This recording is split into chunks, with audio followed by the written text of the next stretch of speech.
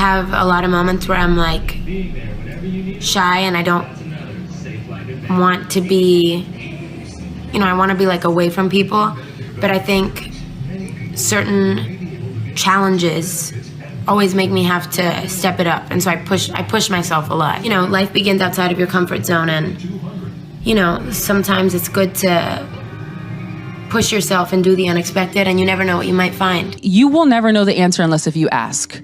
And that's what my father always taught me. He's like, you're never gonna know if you don't ask, so ask. And that's what I do. And that's kind of how I also I communicate with my team.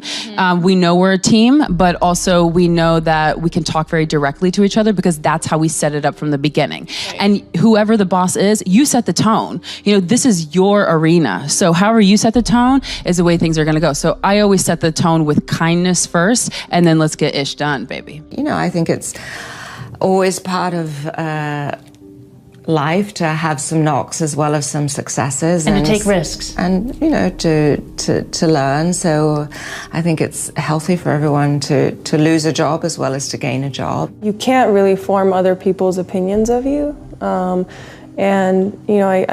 became successful at a very young age, and from the first day after winning Wimbledon, you would think like a teenager wins Wimbledon, but not everyone was positive about it. Everyone wanted to know the story and, blaming my parents for having their child to go through this crazy journey and working hard and not having a normal childhood. Like, everyone is always going to find something in your success or in your story or upbringing that will try to knock you down, like literally.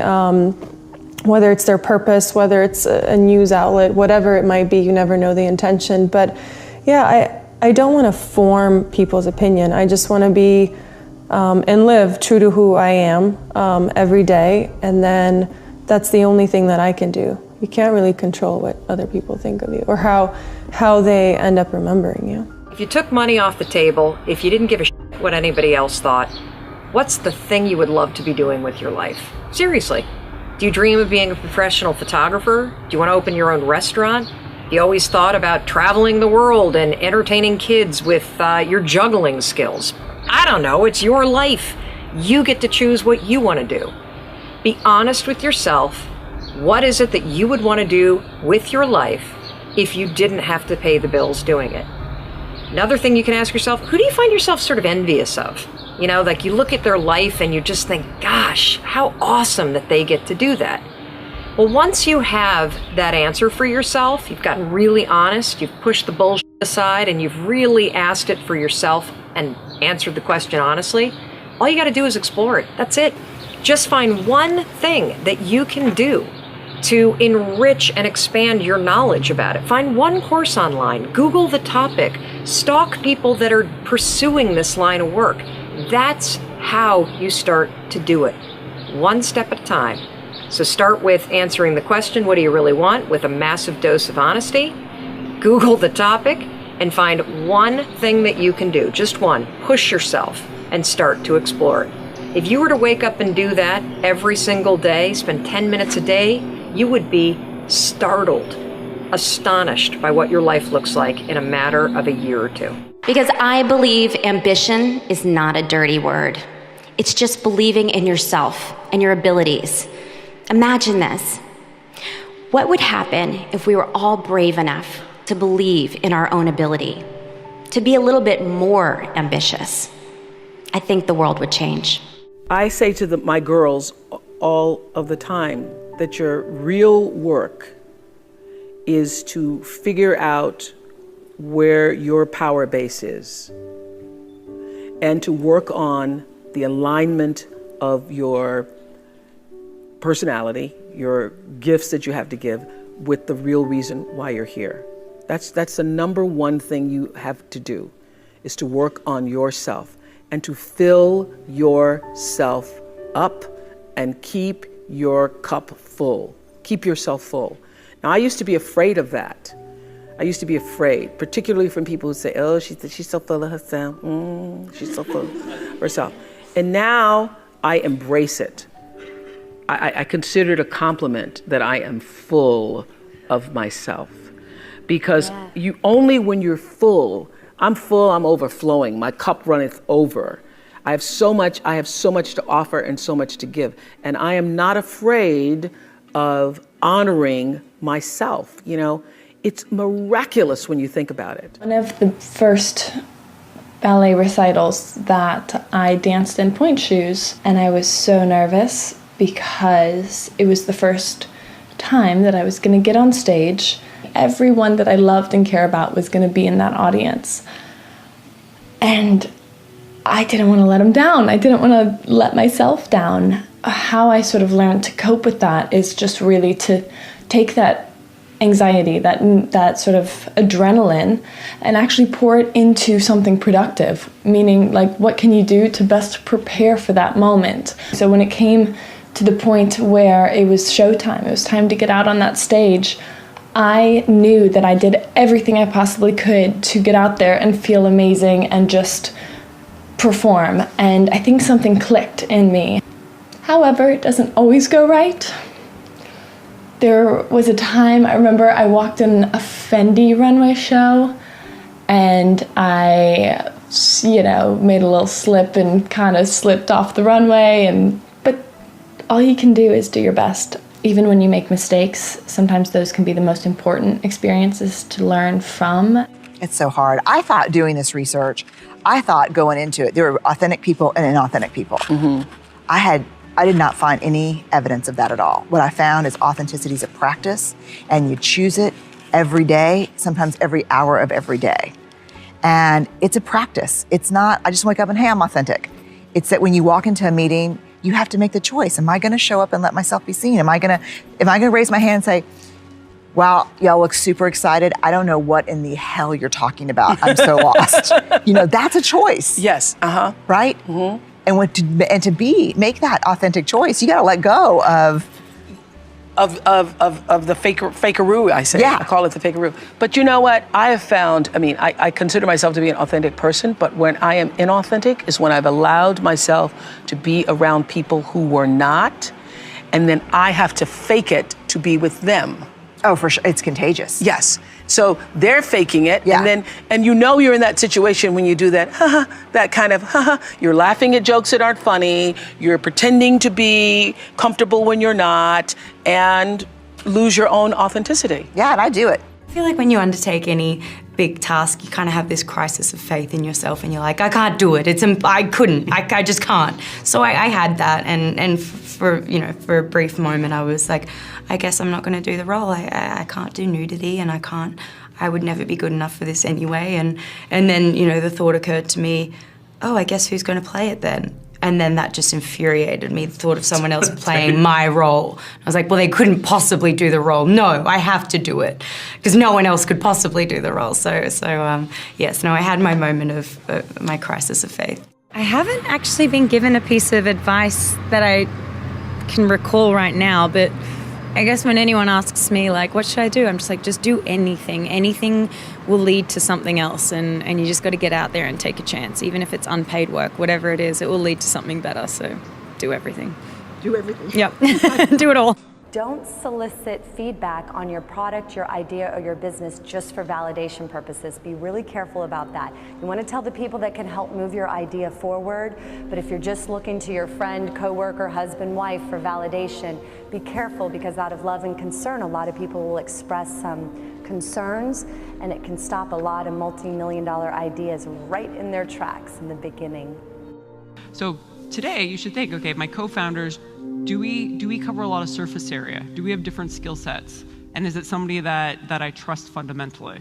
And those are really, really, really important questions to ask yourself, because if so, then you have a really strong foundation to go forward. If you're going to start your own thing, maybe you have a grand vision of like all the different features it's going to have and all the different, revenue lines you're going to do, and keep that vision, but do one piece of that first and do it really, really, really well. It's so much better to do a few things well than many things poorly. And I find, even with myself, that it's really hard to do a minimum viable product that's minimum, that you're constantly thinking, no, it really has to have this other part, and it really has to have this. And then you overbuild, and then you have to unbuild and debuild, which is very disappointing. So doing a minimum viable product is really important, and it's even more minimum than you think it is. So it's about this movement forward, not what you own, not your education or your pedigree, not a pile of resources you might have at hand, not your network, just going after this thing and knowing that as you do that, you'll find what you need, you'll make your way over, around, and through. And I think the best entrepreneurs that I've met are able to do that because they have this strong vision and they know that it's worth it to keep moving forward. I think, if you know why you're doing something and what it is that you're trying to get, then it's a question of being very, very open to failure and just, trying again and again and again until you get it. Goals continue to change and to continue to get bigger. And I think as I sort of reach certain milestones, certain accomplishments, it only makes me realize that I need to dream bigger. And I think that same thing for you guys. I think as you really build that confidence through your career, as you really start building your career and building your relationships and seeing your dreams actually realized, you just have to continue to keep dreaming bigger. And that's why it's so important to always continue learning, in my opinion, because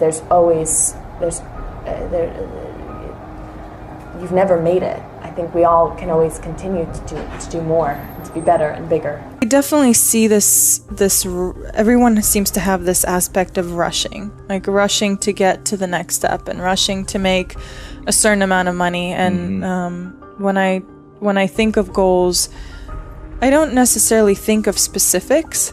I just think of more of feelings of how I would feel when I get to that. What is my success and how does that feel like? Instead of saying, okay, I want to win this amount of titles and I want to win this amount of Grand Slams, or I want to earn this amount of money. I think more of the feeling. How am I going to feel when I win match point? I visualize it. I embrace that feeling and I carry it with me. Like you visualize it all the time or in the moment? I think moments, and I think it always comes when you least expect it. Sometimes you can be on a run. Sometimes those long plane rides where, it's sunset and it's just you and you've been traveling and you're going home and you have no one around you, just yourself on the flight. It's just hundreds of strangers next to you, and you have this moment where you start thinking of why you're doing this. Why are you lonely? Why are you in this position? And you think of what you've already done to get there and where you would like to see yourself go. So those moments always come at a different. I don't sit down and I think, okay, right now I'm going to visualize the feeling that I might have when I win a tournament but I think it's important to, when you say things or, when a friend of mine says something negative and I was like, don't put that in the universe. Don't put that out there. Yeah. I do believe in that. There's some sense of truth in that. Absolutely. Because it also comes with, then you carry it with that attitude. When someone says something negative, you usually see their attitude change and it shows up in your body and your energy. Yeah. And I for sure do that as well. And I have my moments but the faster you acknowledge it and realize it, the faster you can move on. So let's talk about Starbucks. Starbucks in 2008, very interesting thing happened. And many of you, if you were in the financial services market then, probably know this, that their net income decreased by about 28% that year. And at the time, they had 16,000 stores in 44 countries, and they had gone through this massive, explosive growth segment in terms of going public in, I think it was like 1992, they only had 125 stores, and now here we are, 2008, they've got 16,000. So what ends up happening is Howard Schultz, who was the chairman of the board, comes back in as the CEO. Very complex situation, right? You've got operations in 44 countries. You've got massive reduction in terms of the profits that you have. You've got the stock market and Wall Street screaming at you. You've got customers that are going to Dunkin' Donuts because there's a recession that's hitting. So what do? Well, he was very clear, again, back to the two rules. What do I stand for? Like, what am I doing? And what do I want the outcome to be? So he was very clear that what he stood for as a leader and what Starbucks should stand for is the Starbucks experience. He wanted to go back to the beginning and reintroduce people to the romance of having a cup of coffee, because that's how Starbucks launched in the beginning, that he was traveling and was over in Italy and was like, God, why don't we have places like these great stops to have a little cup of coffee over in the United States? Boom, Starbucks, an idea, it's born, it's launched. So he decides he's going to do whatever he can to get the romance of having a cup of coffee back. In life, in any situation, whether you're talking about growing your company, growing your bank account, getting in a relationship, getting out of a relationship, getting something done at the school system that your kids are going to on behalf of your kids, whatever it is that you're up to in life, this is the only question that you need to ask yourself. Well, what is it that I want? Because the truth of the matter is, if you can answer that, you can have it. From the time I was 7 years old, every Saturday I would go for 4 hours of acting class every Saturday. Whoa. And I loved it. I just loved it. To the point where all the kids graduated and went on to this other stuff, and I started doing adult acting classes, and then I was in the commercial classes, and then I loved like the hair and makeup classes and just everything. I just couldn't get enough. I don't make notes. I react very instinctively to everything. I'm a great believer in traveling a great deal. I don't believe in meetings. More than 2 people in a meeting is too many. Really, it's true. Do you know about stand-ups? No, okay. So in Silicon Valley now, when you have a meeting, everybody stands in a circle like they're meditating. And that's how, maybe I should try that. I think the more you go out, the more you see, the more you experience life, the more you bring back to your day job.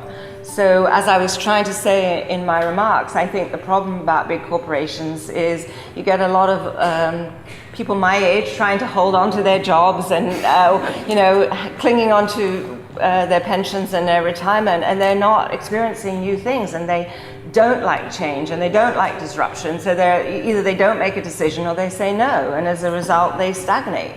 So it's terribly important to bring people in from the outside and not to remain too insular, and also to hire as many young, bright people like all of you as you can, just to teach you how to think about things completely differently.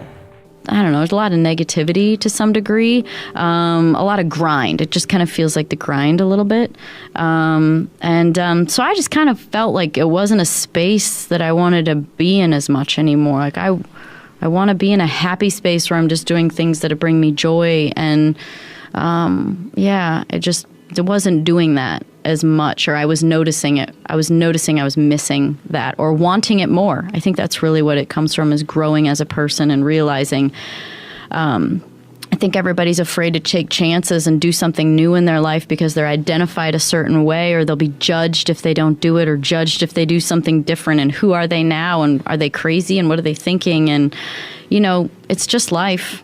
Just do things that make you happy. I wake up some days and I feel like I'm going to take over the world and conquer everything in life. And then the next day I feel like the most insecure person in the world. Mm-hmm. And I really think those low days are the days that you have to give yourself affirmations, that you have to talk yourself out of that funk, that you have to make sure that you're surrounding yourself with people who aren't going to take you down. I mean, like, I had a boyfriend who, was a negative person in my life. And did I realize it early enough? No, it took me 2 years to understand that. And it was perpetual negativity. And I think that if you have the tools to make that bad day a good day, you fake it till you make it, you use those affirmations, you too can have a good day. But it's really just about making a conscious effort. Yeah, absolutely. Fake it till you make it. That's how I got here. Yeah. I just feel like advice that I would give is just like, let yourself be so consumed in your art or whatever your passion is.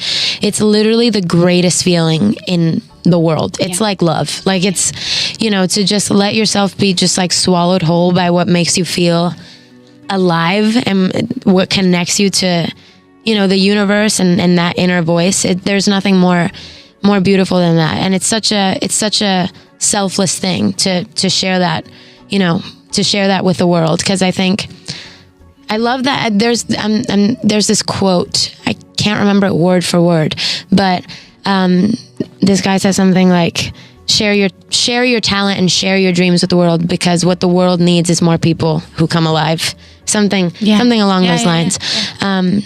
But yeah, because, by you just expressing yourself, you kind of ignite, you can, ignite a fire in somebody else to express themselves in some way, and that would just make us all like so much happier as people. You know what I mean? Like just do everything for love, and you'll feel so fulfilled. So a lot of you have written to me about your fear of flying, and I can really relate to that fear because I used to have the exact same fear. But I use this same strategy to conquer it. Here's how you're going to do it. So first things first, if you've got to do something that really makes you nervous or that you're afraid to do, before you're about to do it, come up with an anchor thought. What's an anchor thought? Well, an anchor thought is something that's going to anchor you so that you don't escalate any situation into a full-blown panic attack or into a situation where you screw things up. It's a way for you to anchor yourself so you maintain control over what you're thinking and how you behave. So here's an example with flying. It's important when you're creating an anchor thought to pick something that is in the proper context of what you're afraid to do. So for flying, pick an anchor thought that has to do with the trip that you're taking. So if I'm boarding a plane to fly back home to Michigan, an anchor thought might be a picture in my mind of my mom and I walking on the shores of Lake Michigan where I grew up. That's a thought that makes me happy, it makes me excited, and it's also related to the trip that I'm taking. If you have a conversation that you need to have with your boss, pick an anchor thought about how you feel after having that conversation. Maybe it's you picking up the phone and calling somebody that you love and saying, oh my gosh, it went so well. Or, you walking out of the meeting and feeling like, yeah, I survived that conversation. I feel pretty good about myself. So now that you have your anchor thought, you're ready to beat the fear. I try and be decisive. I try and, even if I don't know what the hell I'm doing, I try to be decisive because I think it's very comforting and reassuring and important to the people that are working with you to feel that whoever is in charge knows what they're doing and knows what they're thinking, and that if it's a yes, it's a yes, and it's a no, it's a no. I mean, I don't think of myself as a boss. I mean, I think of myself as someone who's giving direction and guidance and vice versa. Shame is far more likely to cause destructive behaviors than it is to cure it. What we know is that shame is highly correlated with addiction, violence, aggression, bullying. It's not helpful to be ashamed for this reason. And I think this is really a core thing that we need to get our heads and hearts around as a culture. Shame corrodes the part of us that believes we can change. So to shame someone into changing is like saying to them, you are horrible and worthless and you're not capable of change, get better. I have interviewed over 600 men and women now across the country about shame. And across the interviews, men and women with high levels of resilience to shame share 4 things in common.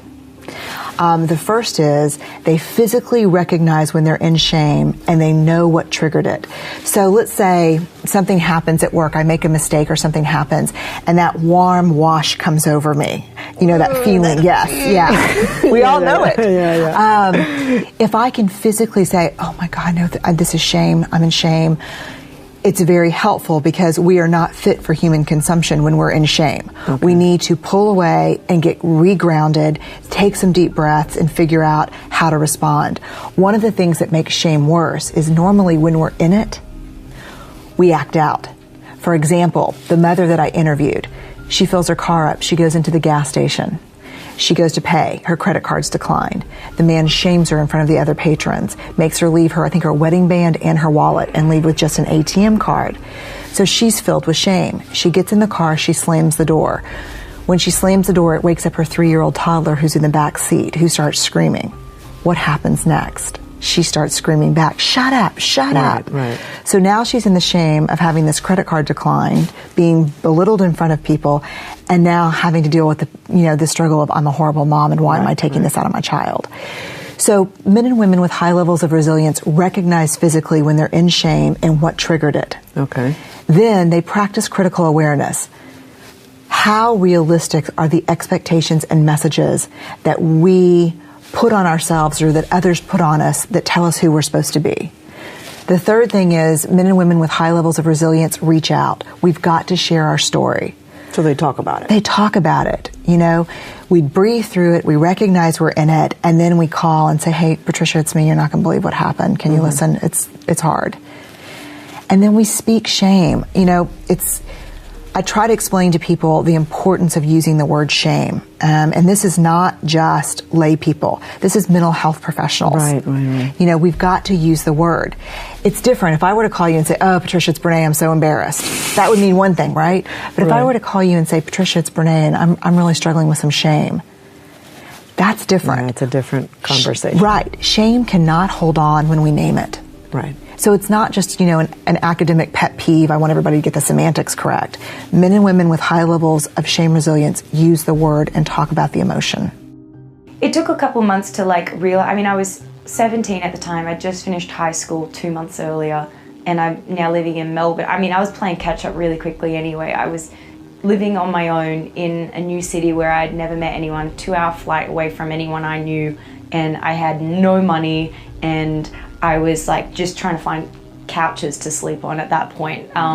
Plus, before you're 18, you can't like sign up and get electricity bills and stuff like that. So no one would rent a place to me. I didn't have any money. The whole thing was like, I was just trying to like keep my head above water at that point. And then once it settled in, I kind of got settled there, and you know, I was working constantly. Then that's when I thought like, oh, yeah, I've seen people make the jump from here to America. So my choices are either stay on, you know, be good enough to stay on this show for decades, the way some cast members have, which, you know, you'd have a lovely life in Melbourne, or you screw it up and you get fired, which I obviously didn't want to take that option, or try and make the transition to the American industry, you know, try and move to LA and do pilot season, as I had seen a few cast members do at that point. So that was my goal. Any fear when you made the flight? Yes, but it wasn't as scary. Yes, definitely, but it wasn't as scary as that first move to Melbourne. That first move to Melbourne was terrifying because I was just, you know, like I said, I didn't have money at the time. I didn't I didn't know anyone. At least when I moved to LA, like when I did that flight to LA, I knew 2 people there already who had already been on Neighbours, and I had my money saved. So if anything went really wrong, I knew I could afford to get in a cab, drive to the airport, and buy a ticket home. And so like that's all I needed to know. I was like, cool, I'm sweet. Whatever happens, like if anything goes really wrong, I can always afford to fly home. It'll be fine. And did it ever, once you got here, did it ever seem like anything was going really wrong, or? Yeah, there's obviously like the ups and downs and like the crazy, as anyone who's moved to a new city before, I'm sure they've had crazy experiences. So I had all that for sure. But no, it was fine. It would have had to take a lot to make me fly home. I was like, I will not be a failure. I came here and I'm not going home until I've made it in this business. So the best piece of advice that I was given when I started my modeling career was make sure that you okay, so there was a lot of things that were given to me because, you know, everybody likes to give you advice. One thing that stayed with me is you're as good as your last job. And so every job I treated as if it were my last job. And I think that kind of gave me a reputation of hardworking, ready to do whatever it takes to get this shot. And I think that that's very important in any industry. What is your best piece of advice for the next generation's influencers? I think it's really to be true to yourself and listen as much as one is able to other people whose opinions you respect and look up to, but in the end, it has to come from you, and you can't really worry too much by looking to the left or to the right about what the competition might be doing or other people in your field might be doing. It has to be a true vision. I mean, doing the same thing, I mean, just being known for like one thing your whole life, that's sad, you know?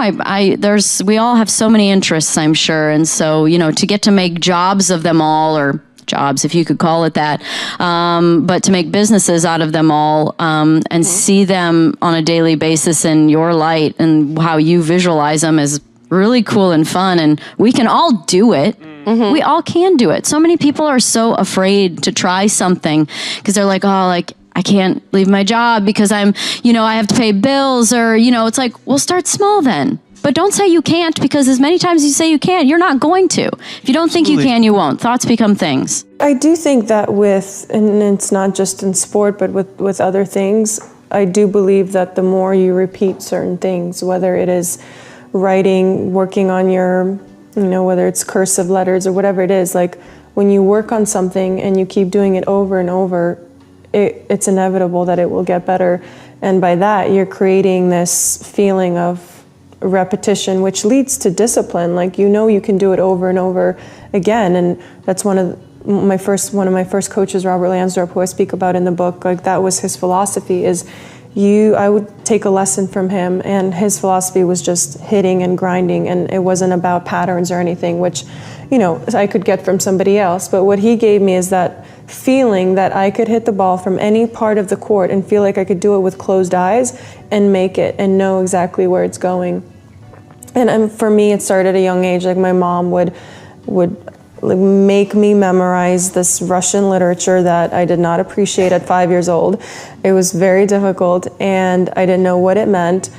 But I would do it, and I would memorize it, and then I would feel that I accomplished something. I don't know why, but the repetition led me to this discipline, and I think that helps with mindset. I'm kind of like a crazy person when I prep. I do timelines and backstories, and I work with a dialect coach and a movement coach and an acting coach, and I need to do a lot before I show up to set so I can throw it all out the window when I get on set. But if I hadn't done all the work beforehand, I would just be too scared to. Did you watch a lot of footage of Tanya Harding? I've watched every single piece of footage there is on her 1,000 times over, and I had a voice in my iPod. I'd go to sleep listening to her. I mean, I lived in Tanya land for a long time. At a certain point you wake up and you're like, I've done a lot of stuff in my life, but what do I want to do? Like, what movies do I want to make? What television shows do I want to put into the world? Because it's a lot of work. It's so And I feel like I've done all that other work. I did a lot of stuff for a lot of other people. Now I want to put something in it that is more representative of who I am as a person. Don't expect anything. Like, expect the worst, and if you still want to do this, then go ahead and do it. And I really did expect the worst. I was like, you know what? If nobody cares, if my first album flops, if all my songs flop, I don't care. I'm still gonna do this because I want to do this for me. And so I was perfectly ready for none of it to happen. And so it's the fact that people connected to Havana, and that people are connecting to Never Be the Same, and people are just connecting to my music is super. It's like the best feeling ever. I think that what I took from the film, to me, that was interesting, because again, it's my life and it's been 35 years of just living, is it's kind of really sucked at times and how hard it's been. I know it's been hard, of course, but to be good at anything is hard. I mean, I'm sure everybody in this room and anybody watching thinks like, my life's been hard too. It's true. And if somebody were to put a documentary together about your life, it would probably be similar, and that life is hard. It's what you do with it. If it were easy to get what you wanted in life, Google would have already figured out an app. You would just type in, okay, I'm a student and I want to go from being a student to being successful. And Google would tell you, go to college, then you get your master's, then you land this killer job, and then you put in a bunch of FaceTime while you're checking Facebook. Then you get promoted to manager, and then you realize managing people kind of stinks, and then you keep climbing the corporate ladder. And then you start to wonder, well, how did I end up here? And then you went, well, is this what success looks like? You're like, no, I'm going to go to Jay Hilburn. That's what success looks like. So keep this in mind. If there's something that you want, like 7 people, or a trip to Africa, or you're going to make it to Mexico in the pink shirt, I'm looking at you again, sorry. I'm watching you. And rooting for you. Keep in mind this. Here you are. This is what you want. I spent a lot of time on lacrosse fields, although they don't really look like this. You tend to think that what you want, you just march right towards it. But if in sports you march right towards the goal, what happens? The defenders come in. And what the defenders are is it's your brain saying, ain't gonna happen. So the second you start moving toward that thing you want, be ready. You're gonna tell yourself you don't feel like it. You're gonna have to force yourself. It's happening. There's no way to get around it. So what you're gonna have to do is you're gonna basically get bounced around a lot. All over the place. And there are going to be a lot of times that you feel like this was a really dumb idea to start this business because it's going to get hard. And I want to remind you about something. Unlike a sports field where there's an in and out of bounds, the great thing about life is there actually aren't any. And it's usually in those moments where you feel like you can't do it that you're closer than ever to having everything that you wanted. And I wanted to show you this so that you keep it in mind, because I think a lot of times when you look back, it's the darkest moments where you realize, holy cow, that's what projected me forward. And I also know, career-wise, how important it is not to be too highly specialized, especially these days in the world of media. It is crucial to have multiple interests and skill sets, to have tried and possibly failed at many different undertakings. The young people that we hire today at Condé Nast are fearless polymaths, hardworking and passionate, creative and curious. If you're in politics, the media, the tech industry, working as an entrepreneur or a teacher or a construction worker or a caregiver, you know the problems we are all facing. And I urge each one of you to ask yourselves, what do we do now? That's a big question. What is it in your life that you think you cannot accomplish? Or what is it that people have said that you cannot do? Wouldn't it feel really good to prove them all wrong? I mean, I think the difference between someone who ultimately is successful and someone who isn't is just getting up and trying again. And I feel like I've seen that in my life, again, to other people, is that things get hard and people try again, and things get hard and people might try again, might not, and then things get hard and they just don't try again. And giving up is can't be an option. And I think that goes back to the core of making sure that whatever it is you're doing is something that you love to do, something that you enjoy, something that maybe if you didn't even get paid, would you still do it? And I think that's what pulls you through those times ultimately, but and that's what keeps you coming back for more, and that's what that passion and that love for what it is that you do is what keeps you going. So would you say your resilience and that persistence is because you love what you do so much, or is there something about your parents or anything in your upbringing? Do you think it's... I mean, I think that genetically I have I'm determined, because my dad was very much like that, for sure, very persistent and determined. But I think it's also because I found something that I love to do. And there's plenty of other stuff that I've done that I didn't keep doing. I mean, I didn't keep playing basketball, let's face it. But I kept racing. And so it was about finding that, I feel. Mm-hmm. And finding it really young. I'm very fortunate that I found it really young. And I tell everyone, young or old, is just if you could do anything in the world, what would you do? Well, why can't you do that then? At least start. At least just try to make an effort at doing it. You're not going to get there within one shot, but you just got to take baby steps and opportunities along the way. And I feel like, especially like people get out of college and they have this idea of what they want to do and they're holding out until they get it. Just get going. Just get working and get the experience and start working your way there. I think all of us at Vogue are always looking for talent. And we're also looking for someone who has a head on their shoulders and understand that being talented is obviously important, but that you also have to have a sense of business, and that being creative and commercial are two words that can work together. When I get to the courts, and I have my bag and I'm wearing my hat and my hoodie, this is my office. Like, that's my workplace. Mm-hmm. And I'm laser focused. And I've had that. I mean, I think it's that mentality that whatever, I just have that tunnel vision, and that's how I go. And when I leave the courts, I got friends, family, jokes, fun. Like, when I get to my office, I close the door, and that's me. That's you. Yeah. Found, 12 years of research, 11,000 pieces of data.